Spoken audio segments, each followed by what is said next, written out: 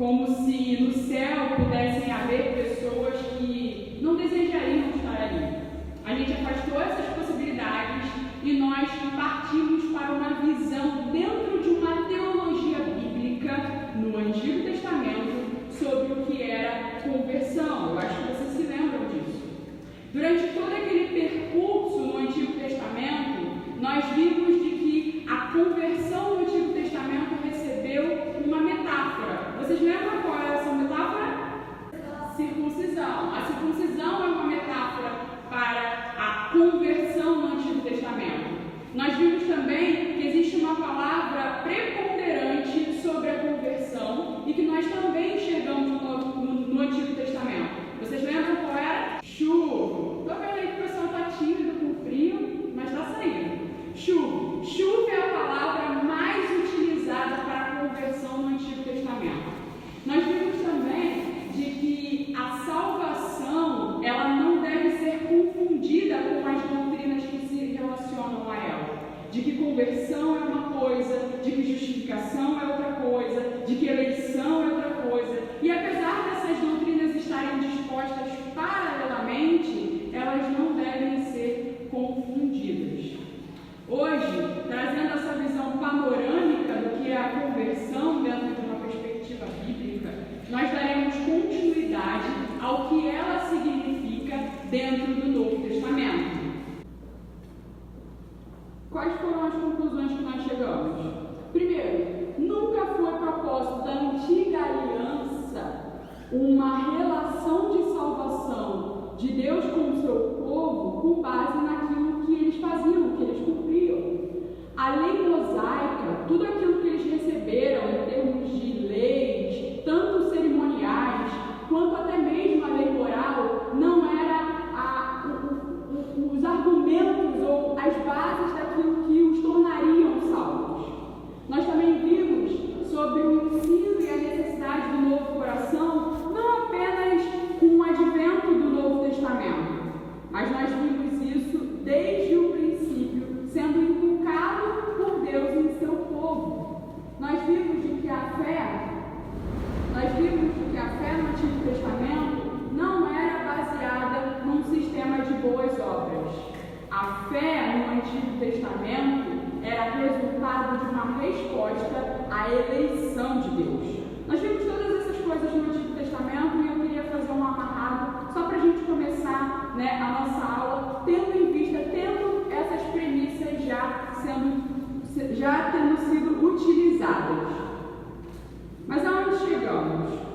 A conversão no Novo Testamento. Jesus chamou as pessoas, Jesus propôs o seu chamado, e o seu chamado consistia em arrependimento e crença, em arrependimento e fé.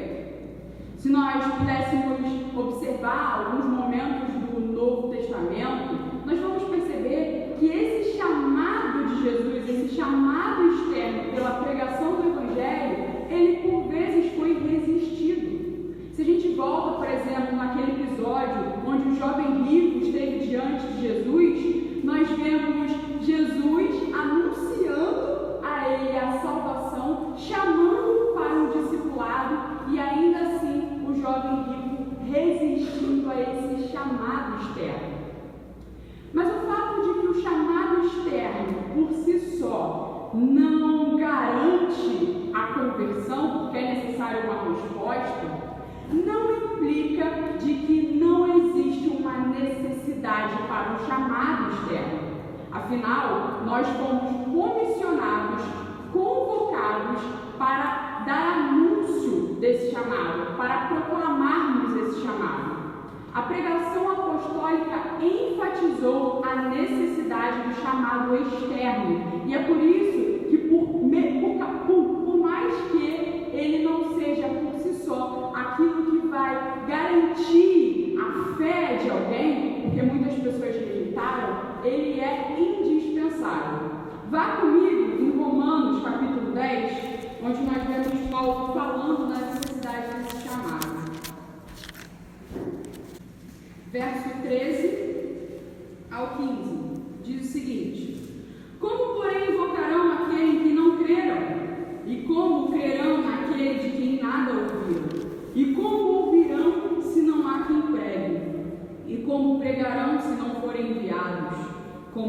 escrito: quão formosos são os pés dos que anunciam coisas boas.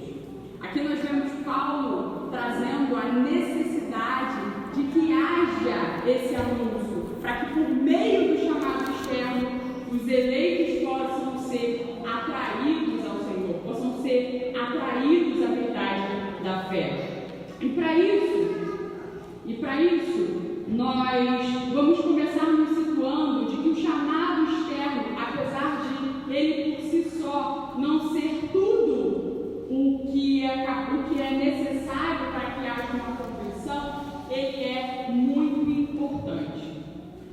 O chamado externo e o chamado interno, da mesma forma que foram vistos no Antigo Testamento, também podem ser vistos no Novo Testamento. E nós vemos um episódio, e agora com Lídia, lá em Atos, peço que você abra comigo, em Atos capítulo 16, onde nós temos aí a clara distinção de quando ocorre o chamado externo e de quando ocorre o chamado interno. Atos capítulo 16, verso 14, diz o seguinte: certa mulher chamada Lídia, da cidade de Tiatira, vendedora de púrpura, temente a Deus, nos escutava. O Senhor lhe abriu o coração para que estivesse atenta ao que Paulo dizia. Eis aí uma distinção do chamado externo, que pode vir a ser resistido, do chamado interno, onde Deus opera no coração do homem, desvenda esse coração, desobstrui esse coração, e esse coração então responde à pregação do Evangelho. Ficou claro? Chamado externo é possível de ser resistido. Um exemplo disso, jovem rico. O jovem rico resistiu ao chamado de Jesus. Enquanto que o chamado que ocorre no coração do homem, ele é irresistível. Irresistível por quê? Porque Deus desobstrui aquele coração que estava completamente imerso a trevas, completamente imerso a seus pecados, e aquele coração é livre para responder em fé e arrependimento. Fechando esse primeiro ponto, o que nós precisamos entender? De que conversões só são possíveis mediante a pregação fidedigna do Evangelho. Não é possível que hajam conversões onde não há pregação do Evangelho. Para que esse chamado interno aconteça, para que essa regeneração, como nós vamos ver nela na frente, aconteça, é necessário que o Evangelho e toda a obra de Cristo e toda a sua pessoa seja anunciada de modo correto. Portanto, é um equívoco pensar que alguém pode ter se convertido numa igreja onde não há pregação do Evangelho. É um equívoco pensar de que alguém pode ter sido convertido numa circunstância onde ela nunca ouviu o Evangelho inteiro. É necessário que o Evangelho inteiro seja pregado. É necessário que a salvação inteira seja proclamada. De que o Cristo como seu Senhor e Salvador possa se tornar evidente, possa se tornar de modo claro a partir das Escrituras para aquela pessoa. Isso é muito importante a gente salientar nesse início, porque chegam diversas pessoas a nós que nunca sequer ouviram o verdadeiro Evangelho e que, portanto, se configuram como pessoas convertidas. É impossível que alguém que nunca ouviu o Evangelho por inteiro possa ser alguém convertido. Mas, partindo disso, o que aconteceu aqui em Lídia, como já falei anteriormente, atingiu o seu coração. O coração de Lídia, nesse momento, foi regenerado. Mas você sabe o que é a regeneração? Você saberia me dizer com detalhes o que seria essa doutrina? A doutrina da regeneração é a evidência da atuação do Espírito Santo. A doutrina da regeneração é quando o coração humano ele é de tal forma trocado que concede a esse homem uma nova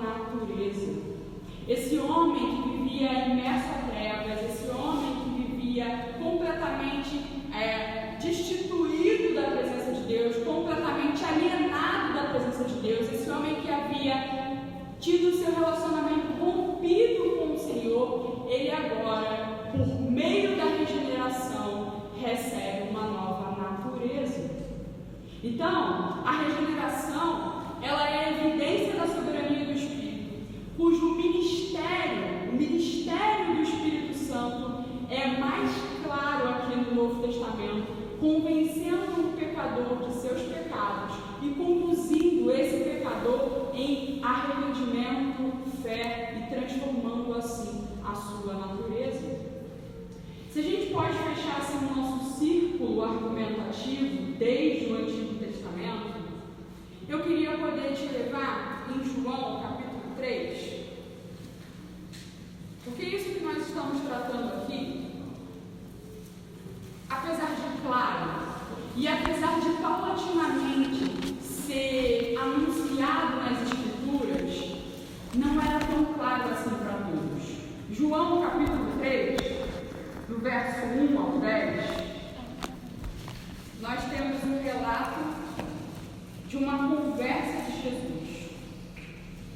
E essa conversa de Jesus é com Nicodemos.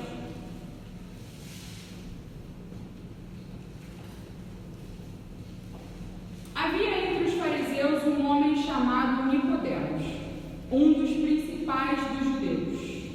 Quem era esse homem? Um fariseu. Quem eram os fariseus?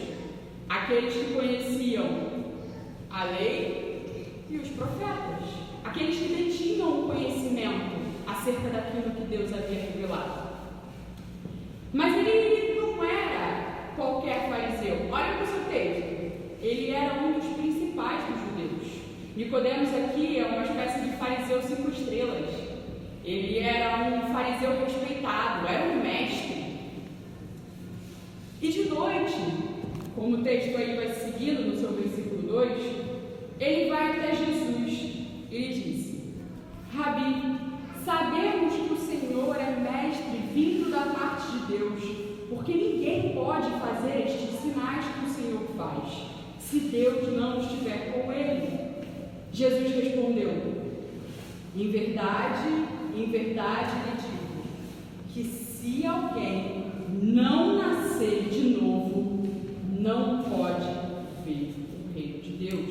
Jesus estabelece aqui uma condição muito clara, que desde o Antigo Testamento está sendo testemunhada, está sendo proclamada. Que condição é essa? É necessário, para estar no reino de Deus, de que o coração humano seja regenerado. É necessário que haja um nascimento do alto. Nascer de novo aí, esse nascer de novo implica um nascimento do alto, algo que somente o próprio Deus poderia proporcionar. Jesus, nesse diálogo com esse homem que conhecia a lei, vai mostrando aquilo que já estava desde o Antigo Testamento sendo mostrado, mas que ele ainda não havia percebido. E o texto segue assim. Nicodemos pergunta: como pode um homem nascer sendo velho? Será que pode voltar ao ventre materno e nascer uma segunda vez?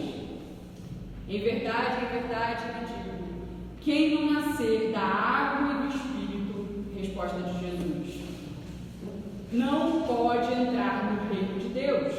O que é nascido da carne é carne, e o que é nascido do Espírito é Espírito. Não fique admirado por eu dizer, vocês precisam nascer de novo. O vento sopra onde quer. Você ouve o barulho que ele faz, mas não sabe de onde ele vem, nem para onde vai.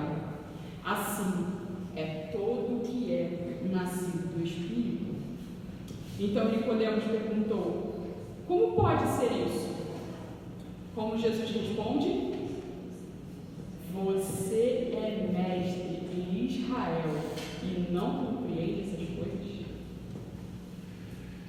Eu argumentei com vocês durante a aula passada de que era claro, de que Deus chamava o homem para um relacionamento pessoal e de que o chamado externo, ou seja, o fato de que eles estavam ali entre o povo de Israel, não implicava numa conversão genuína. Era necessário que aquele coração se voltasse ao Senhor. Aquele sinal visível, aquele sinal em que as pessoas poderiam reconhecer exteriormente,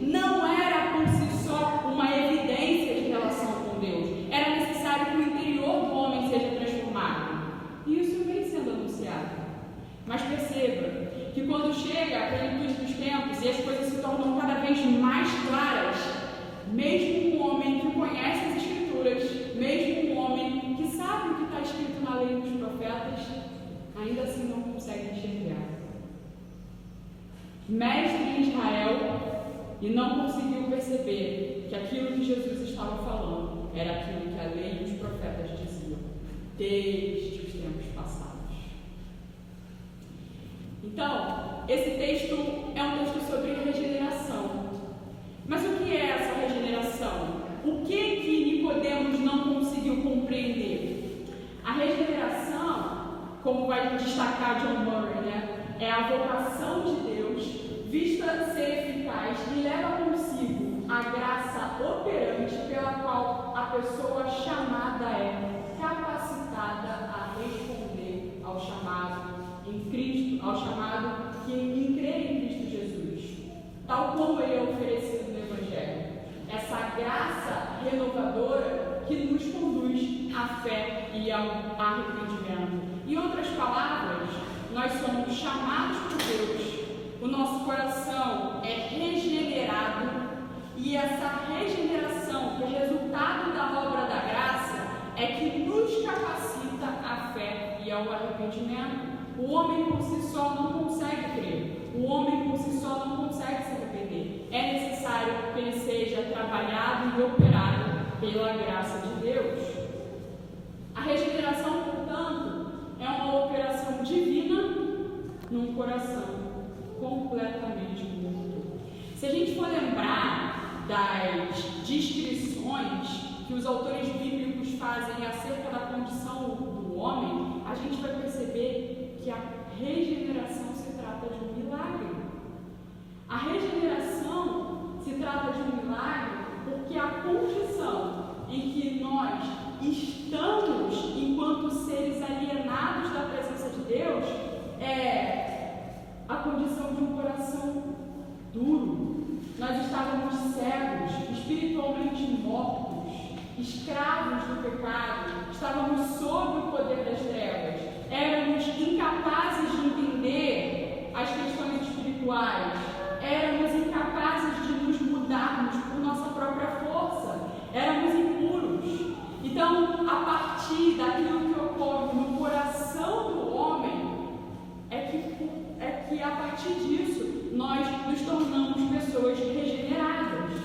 Ou seja, a regeneração, ela nunca foi algo do qual eu e você realizamos. Diferente da conversão, que é uma resposta. A regeneração ocorre no interior do homem, e é no interior do homem que ocorre esse milagre. É um milagre. A Bíblia, portanto, só para finalizar o nosso slide, possui uma única mensagem. Percebe? A gente fechou aí o nosso círculo de argumentação a respeito da conversão. Antigo e Novo Testamento estão falando a mesma coisa.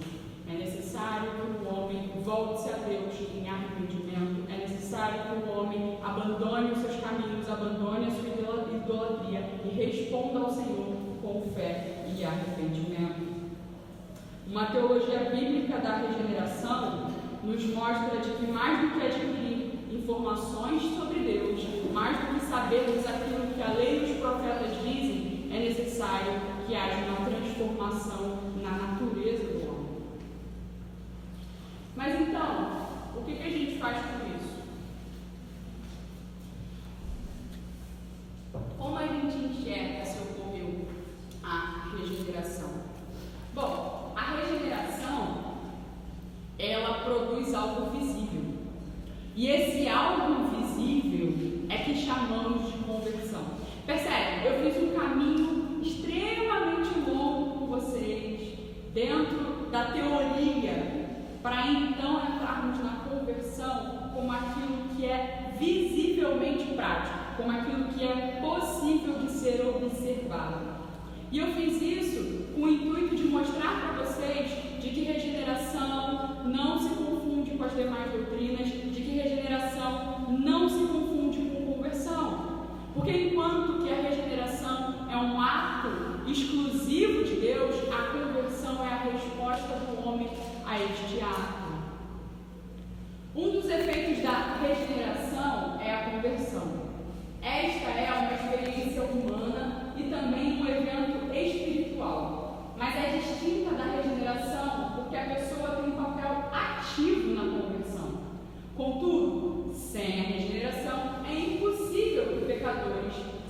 convertam a Cristo.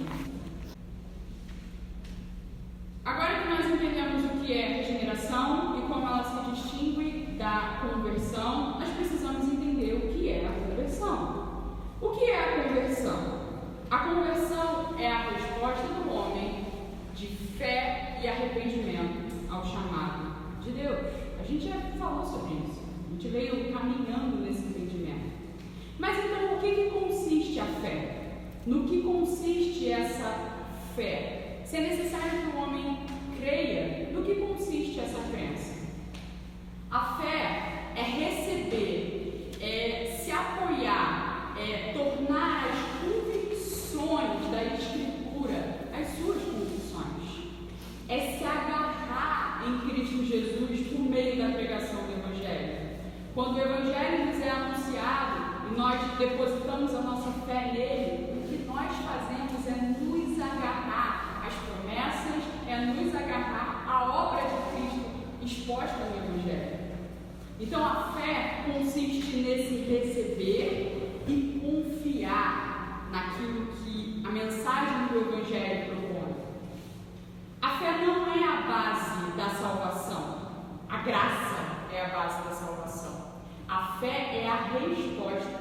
Se eu pudesse mostrar para vocês de modo imagético, eu diria que a graça é a base, a fé é o olhar para essa base e a estrutura é a cruz. Então nós temos uma base, uma estrutura que é a cruz, o meio pelo qual nós olhamos para a cruz é a fé.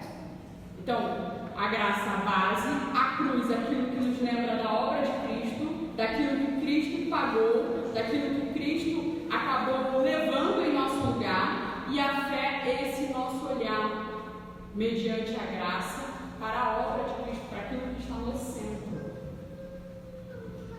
Uma pessoa pode ser salva com uma fé mais fraca? O que vocês acham? É necessário ter muita fé para ser salvo? Não, não é necessário muita fé para ser salvo. Porque não é a fé por si que salva o homem, mas aquilo do qual o homem deposita a sua fé.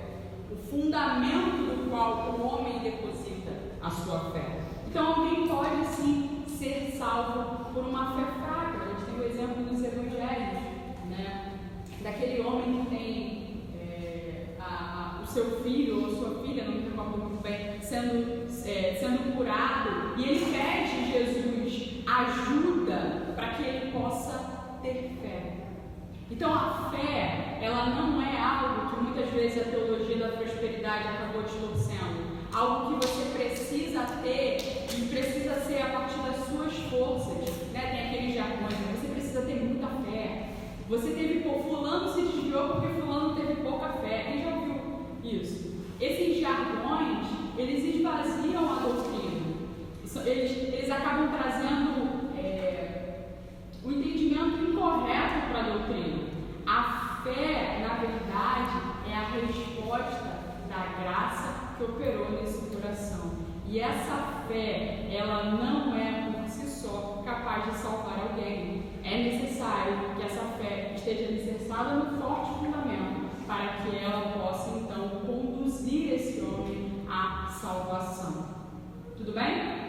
Um exemplo prático de que não é necessário uma fé inabalável é Abraão. Se a gente faz uma leitura superficial da vida de Abraão, a gente pode enxergá-lo como um homem de fé inabalável. Afinal, ele largou tudo e foi para uma terra desconhecida. Mas se a gente for olhar com mais detalhes, a gente vai perceber que essa mesma fé foi uma fé vacilante em muitos momentos. Foi uma fé que, diante do perigo de morte, colocou-se de lado e optou-se por mentir ou trazer uma meia-verdade para que a sua vida fosse poupada. Gênesis capítulo 12, Gênesis capítulo 20, nós vemos um Abraão de fé vacilante. Então nunca foi sobre a capacidade que um homem tem de ter fé.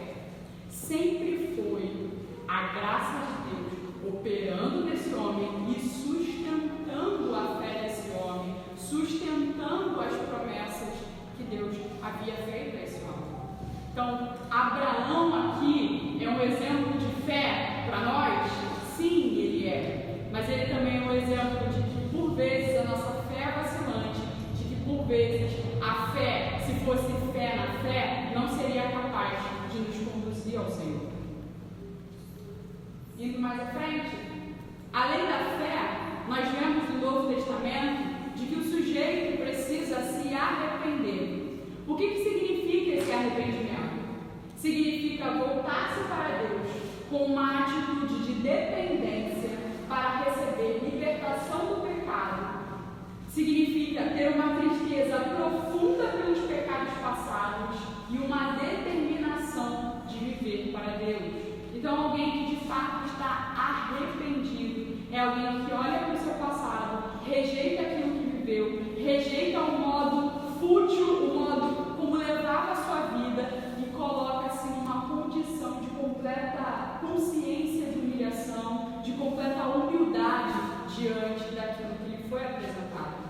Uma das primeiras marcas de um convertido é justamente esse quebrantamento, esse arrependimento diante daquilo que está sendo anunciado.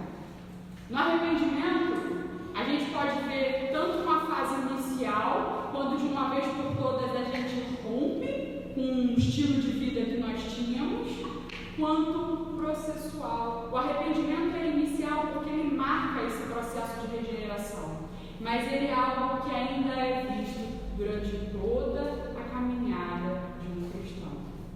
E aqui eu queria que você pudesse se atentar de que quanto mais conhecimento correto, quanto mais a doutrina bíblica vai permeando esse cristão, mais esse cristão vai se tornando cada vez mais consciente e se arrependendo cada vez mais.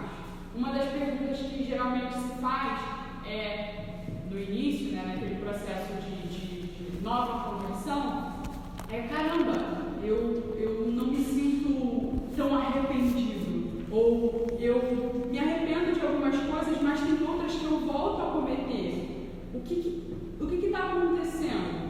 Acontece que um novo convertido, por vezes, não vai ter um arrependimento como as Escrituras propõem em todos os termos, porque as Escrituras apontam um arrependimento amadurecido, completo. E quando, por vezes, um novo convertido, ele ainda está naquela fase de compreender, ainda está naquela fase de tentar discernir o que é, o que não é, e esse processo de arrependimento, ele começa, sim, de modo raso, mas ele vai se aprofundando. Eu não sei se ficou claro para vocês, mas você não vai enxergar um arrependimento, um quebrantamento de pecado num novo convertido como você enxerga em alguém mais maduro na fé. É óbvio que à medida em que a doutrina for se tornando cada vez mais clara, essa pessoa mais madura da fé, ela vai se tornando alguém mais quebrantada, mais humilde, mais contrita de coração, mais odiosa contra os seus pecados e feitos. E a gente deve ter um pouco de cautela, um pouco de cuidado com esse novo convertido. Tudo bem? Então, o arrependimento ele é tanto uma experiência inicial quanto processual. E isso precisa ficar bastante latente.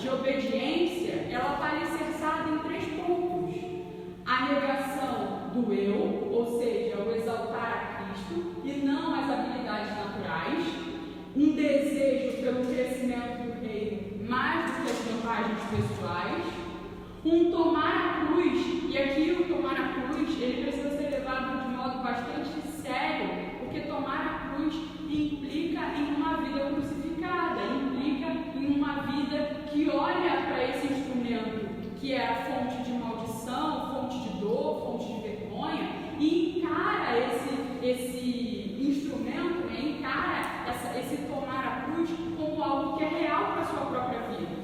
Uma marca muito presente em alguém que de fato se converteu é justamente essa entrega por uma vida crucificada, é justamente essa entrega por uma vida que, mesmo resultando em vergonha e dor, pretende exaltar Cristo, pretende glorificar o Senhor.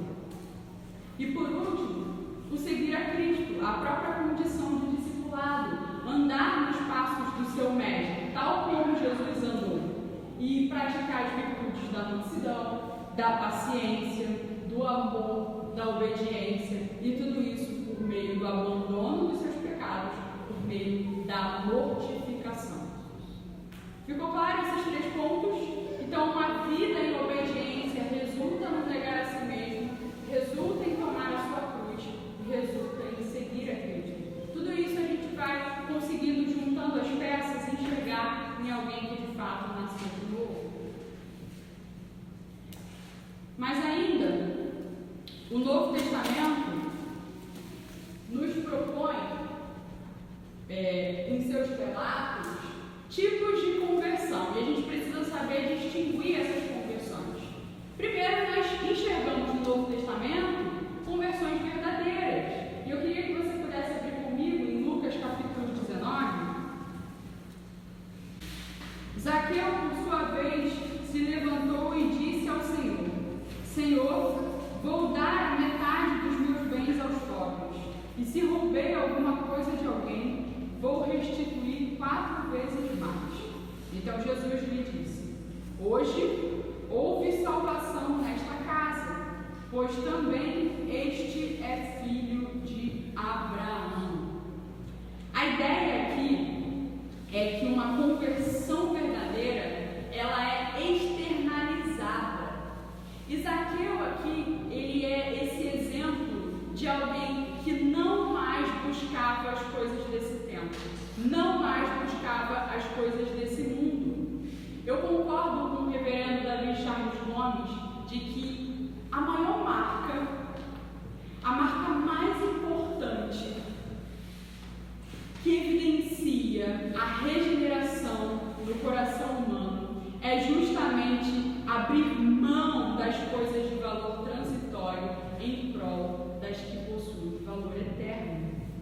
Então Zaqueu aqui, ele é esse exemplo vivo daquele que respondeu ao chamado de Jesus e mostrou-se latente a marca de alguém que não mais vivia para esse tempo, mas agora estava se colocando a viver para o reino de Deus. Outro tipo de conversão, e esse eu fiquei de falar no Antigo Testamento, mas eu voltei porque eu acabei correndo com os slides e não falei, é a conversão nacional. Conversão nacional, vista lá no Antigo Testamento, é quando o povo de Israel, ou até mesmo episódios de nações estrangeiras, como o caso de Nínive, se voltam ali, ao Senhor, mas aquilo aparentemente não é suficiente para evidenciar a conversão. As conversões nacionais, elas costumavam ser algo que acontecia em um determinado momento, e com a substituição do rei ou a substituição daquele determinado juiz, ela acabava se perdendo. Então, eu botei aqui de que algo que marca a conversão nacional é justamente esse caráter passageiro, visto com facilidade na história do povo de Israel, e logo em que acontecia ali uma substituição ou de rei e de juiz, essa conversão ela passava como uma névoa. Um exemplo disso, eu gostaria que vocês abrissem comigo, a gente encontra lá em 2 Crônicas.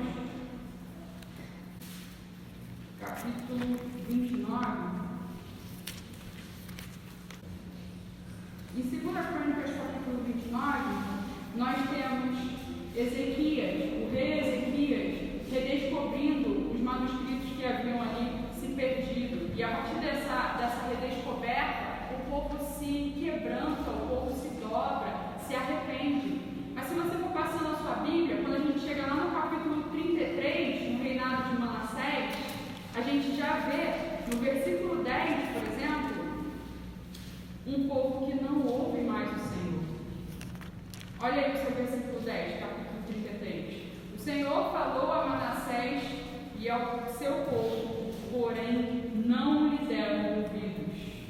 Então, veja que essas conversões, elas têm esse caráter transitório. A gente poderia chamar conversão nacional de avivamento? Eu acho que sim, pelo modo com que o Espírito Santo trabalha ali, trazendo o povo à pregação do Evangelho, né? A pregação ali, no caso do Antigo Testamento, aquilo que Deus propunha como aliança. Mas a gente deve averiguar se essas conversões nacionais, elas procedem com a realidade, né, de uma pregação genuína. Por exemplo, o nosso Brasil é visto como um Brasil evangélico. As pessoas se reconhecem como cristãs, se reconhecem como evangélicas. E muitos dizem ter havido um avivamento no Brasil. Mas será que isso procede? Por que não procede? Por conta daquilo que foi pregado como mensagem e as pessoas receberam. Agora, uma conversão nacional pode ser, sim, resultado de algo da parte de Deus? Pode sim, como aconteceu nos movimentos avivalistas do século XVII. Entendeu? Então, acho que a gente tem que fazer, quando eu trouxe conversão nacional aqui, por exemplo, eu trouxe o contraste com Nínive. A gente precisa só fazer essa diferenciação para a gente não achar que o Brasil evangélico é, de fato, um Brasil que compreendeu o Evangelho. Partindo, então, para os nossos momentos finais, a conversão temporária também é mencionada no Novo Testamento. E é justamente aquele tipo de conversão que tem uma aparência de que aconteceu algo, como é o caso de Demas, mas que na verdade nunca aconteceu. Então as pessoas podem sim, aparentemente, darem marcas de conversão sem nunca terem de fato sido regeneradas. Isso é possível e a gente vê diversos exemplos nas Escrituras. Samara. Mas é legítimo chamar essas questões de conversão também, ou pode gerar uma confusão, porque é uma conversão verdadeira, com as pessoas acharem, não, mas era convertida, entendeu? É legítimo chamar conversão temporária de conversão? Não, porque como a gente colocou aqui, a conversão é resultado de fé e arrependimento. A gente chama só para poder diferenciar. Eu coloquei aqui, mas para vocês terem uma ideia. Eu chamaria isso aí de não conversão. Isso não ocorreu uma conversão aí não. Alguém mais? Só para, acho que de repente elucidar, a questão da conversão, a gente encontra até mesmo conversão a evangelicalismo. Você conhece gente que é crente e não é salvo, no sentido é tão crente no evangelicalismo, você consegue ver que aquela pessoa é devota, fiel àquele modelo de pensamento. Então, é que a gente está muito acostumado também a usar a palavra conversão, único exclusivamente para aquilo que a regeneração traz, né? E aí, nesse caso, existem conversões a realmente uma mudança toda de vida, de processo, embora não tenha havido uma regeneração. Ela se voltou na direção daquele, né? A pessoa vive que nem crente, canta, ora, prega, você conhece Deus, e faz anúncio e chama por tudo, joga, mas não é salvo. Mas ela se converteu ao evangelicalismo, como o cara se converteu ao budismo, como o cara se converteu ao Islã. Então a pessoa que vai para o Islã, ela se converteu ao Islã, não tem dúvida.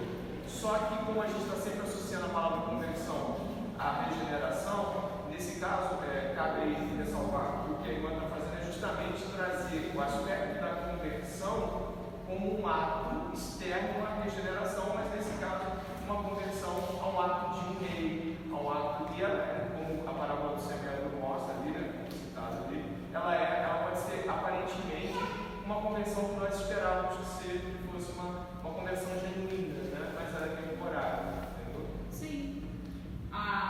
O próprio Novo Testamento fala, né, dessas influências que as falsas doutrinas que entravam na igreja poderiam causar, né, na cabeça de muita gente, poderia convertê-las às vãs filosofias. Então, a conversão ela não é só utilizada num sentido cristão, bíblico da coisa. A gente pode enxergar a conversão também como algo que acontece em outras religiões.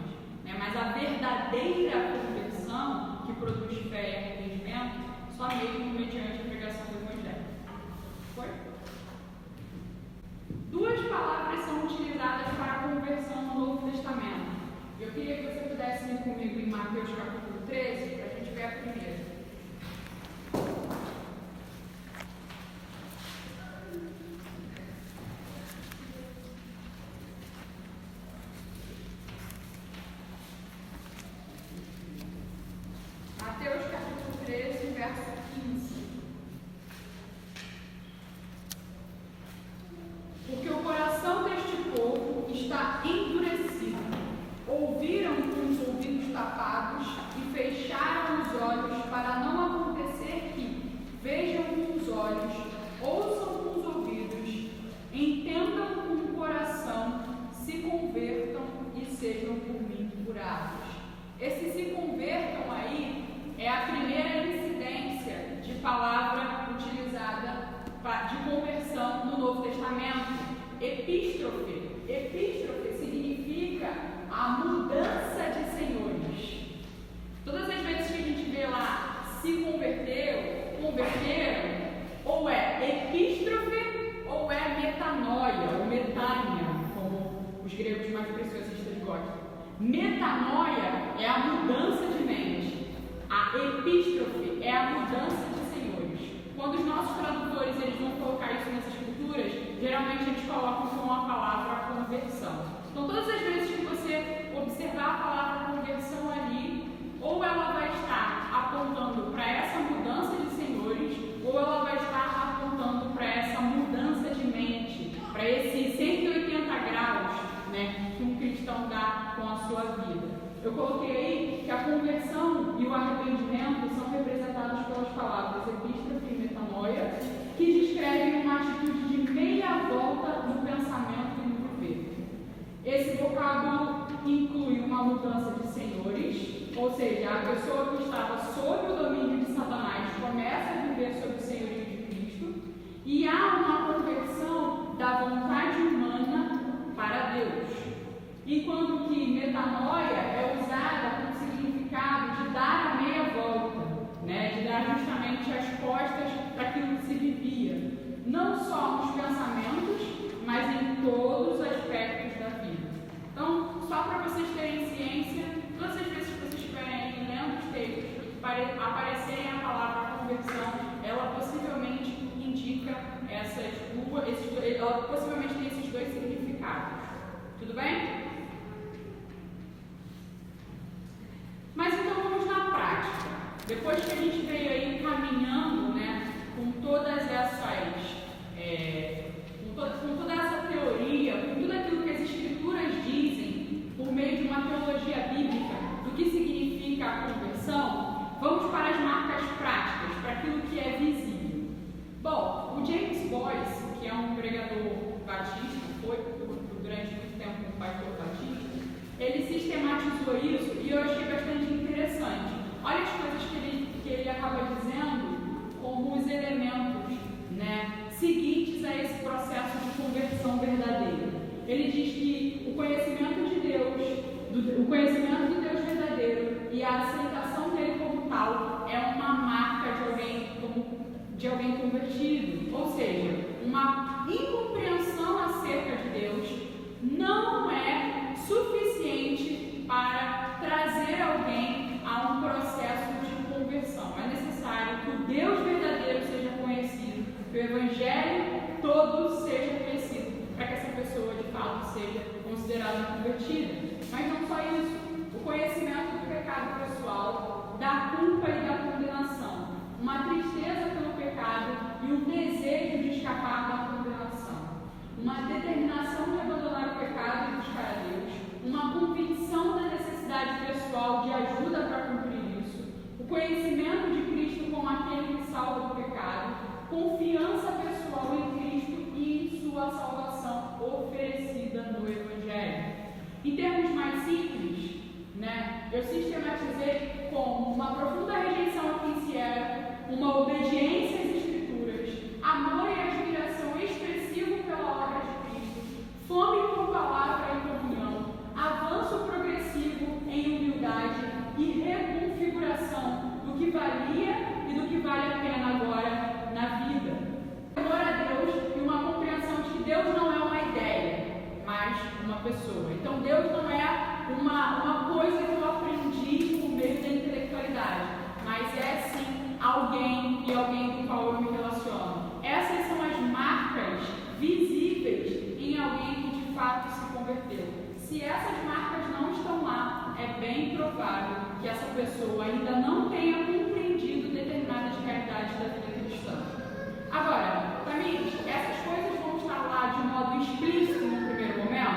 Não. Vocês lembram que o arrependimento ele é processual? Então, à medida em que essa pessoa vai se relacionando com a comunhão, vai sendo instruída, vai se tornando cada vez mais claro esses pontos, e ela vai avançando em humildade, ela vai avançando em fome por comunhão, porque muitas das vezes ela de imediato não conhece essas coisas, ela não sabe o valor dessas coisas.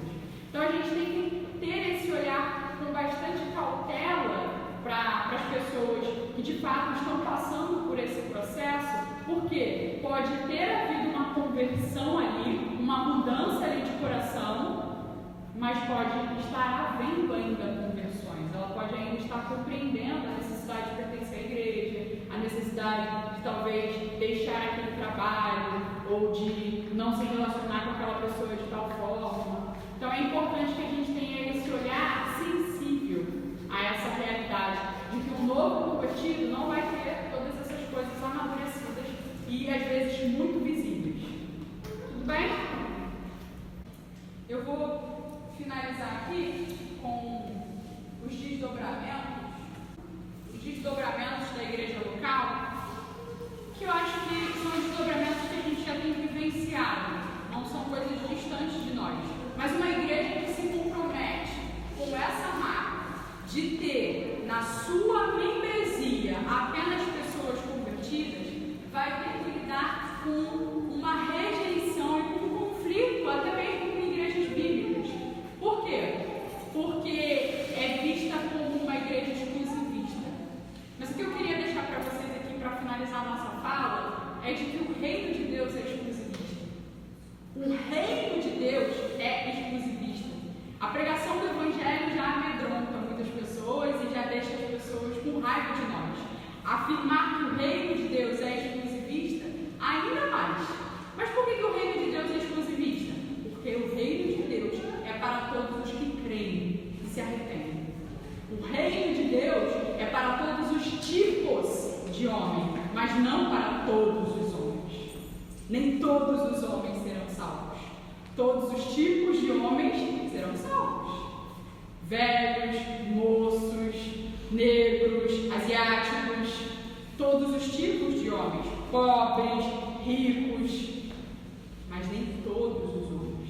E isso às vezes não fica muito claro. Esse nosso tempo inclusivista, onde a gente não pode magoar as pessoas, onde a gente tem que deixar as pessoas, se sentirem parte, ele acaba trazendo distorções, e uma igreja que coloca aí critérios bíblicos para a sua entrada de membresia, ela enfrenta pessoas que se opõem a isso. Como assim? Vocês estão segregando, vocês escolhem quem entra ou não? Isso é o que a gente ouve. E a gente sabe que não essa é a realidade. Não é o conselho dessa igreja que escolhe quem entra ou sai dessa igreja, mas o testemunho da igreja. Porque o conselho da igreja não é maior do que a igreja. O reino é maior e a igreja, que é a embaixada desse reino, ela, enquanto aqui a igreja local, ela dá testemunho do reino, e da mesma forma que as regras do reino, da mesma forma que o reino ele é situado, a igreja local também se coloca para ser situado. Então, na igreja local, quem dá testemunho de conversão não é o pastor, não é o conselho, mas é a igreja. Porque Cristo levou isso à igreja, levou essa autoridade à igreja. Então a gente vai enfrentar desafios sim, quando esse processo de averiguar se tem ou não frutos, ele for cumprido dentro dos parâmetros bíblicos. Porque não dá para em 5 domingos a pessoa frequentando a escola bíblica dominical dizer que ela é convertida ou não. Vocês viram as marcas para de fato falar que alguém é convertido? São marcas que não podem ser visíveis em uma hora sentado, em uma conversa. É necessário que essa pessoa caminhe, e por a gente estar num tempo onde as coisas são imediatas, onde a gente vê quase que pastores e líderes de igreja implorando para que a pessoa pertença àquela comunidade, a gente acaba vendo uma impaciência por parte das pessoas e também uma visão de que a igreja batista do discipulado está querendo fazer algum tipo de segregação, quando na verdade não é isso. Nós estamos tentando ser coerentes com as escrituras. E tudo isso que a gente aprendeu sobre conversão, nos aponta para averiguar se há ou não coerência dessa fé. A gente se opõe esse individualismo e aos endossos subjetivos de conversão que as pessoas carregam de outras igrejas. A gente enfrenta muitos conflitos porque as pessoas vêm com a carteirinha de crente de outras igrejas e por vezes elas não são. E a gente enfrenta esses desafios de talvez retirar aquela percepção equivocada. E é claro que a gente faz isso visando a salvação da pessoa, mas isso é interpretado como algo negativo. E a gente precisa tomar cuidado com isso. Por isso que a gente precisa dominar muito bem o que é a conversão, para que quando estivermos diante dessas pessoas, a gente possa conseguir argumentar e colocar de que não é a Igreja Batista do Discipulado que diz que ela é convertida ou não. São os frutos que ela evidencia, né? É aquilo que a gente está enxergando. Ser vista com desconfiança por esperar um tempo até que sejam averiguados os frutos. Suas lideranças serem difamadas e mal interpretadas, como eu coloquei aqui, né? A questão do conselho, não é o conselho que coloca o membro para dentro, não é o conselho que coloca o membro para fora. Essas visões distorcidas são visões que, por a gente abraçar